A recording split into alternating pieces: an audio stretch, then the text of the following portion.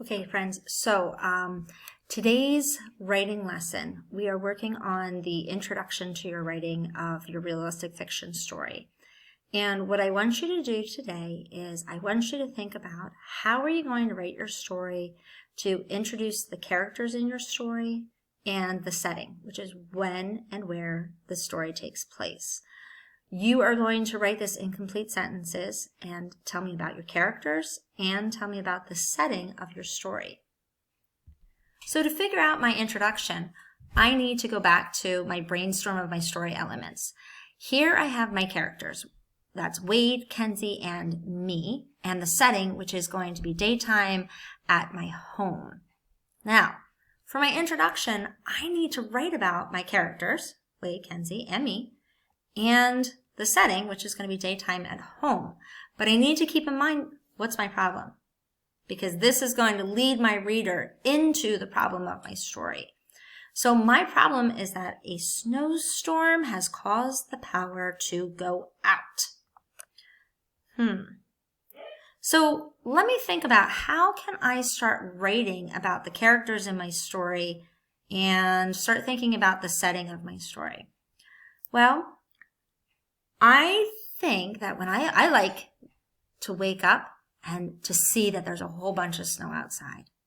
So if there was going to be a snowstorm, it'd be pretty exciting for me to just wake up and then see that there's snow outside.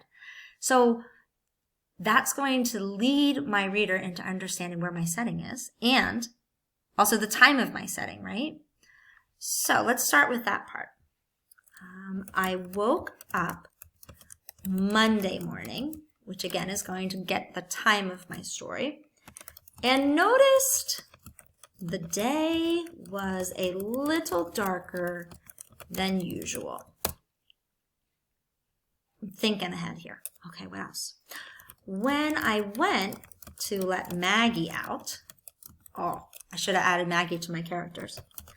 I saw what caused the day to seem darker. Heavy snow had fallen and was covering parts of my windows, and the dark clouds continued to hover and drop more snow. So let me go back and read this. I woke up Monday morning and noticed the day was a little darker than usual. When I went to let Maggie out, I saw what caused the day to seem darker. Heavy snow had fallen and was covering parts of my windows, and the dark clouds continued to hover and drop more snow.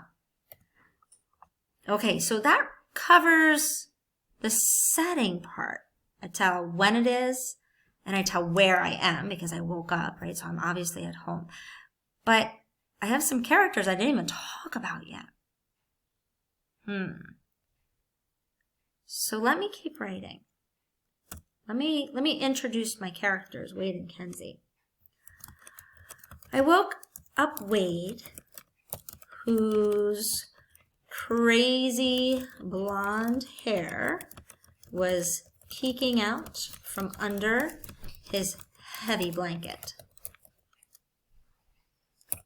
And I found Kenzie in the hallway, groggily, that means she's sleepily, headed down for breakfast. Okay, so now I told you a little bit about my characters. I didn't go crazy here, just to let you know who my characters are, maybe a little bit. So now you can picture Wade. He's got blonde hair. It's kind of crazy because it's every which way. And Kenzie, I didn't really describe Kenzie. Maybe I'll go back and add a little bit of description later. Or maybe as I write my story, I'll describe her better. But it tells you that she's not really a morning person because she's sleepy. She's groggily headed down for breakfast. She also really likes breakfast. So it gives you a little peek into who my characters are. And I spelled peeking wrong, so I should fix that. All right, that's my introduction. Now, I know you're in first grade, and I'm not expecting anything crazy here. I wanted to give you a really good example of an introduction. There's lots of introductions out there. You can go to any realistic fiction book and check them out. See, did they give you a setting? Did they give you the character? Did they describe them? If they did, you can even borrow some of that style or the way that they write it, which we're going to talk about, which we talked about a little bit in class. We're going to continue to talk about in class as we go. But give it a shot. See if you can come up with an introduction that tells you the setting and the characters. And remember, we're writing in complete sentences. Don't worry too much about spelling. We'll go back and fix that later. All right, that's your job for today.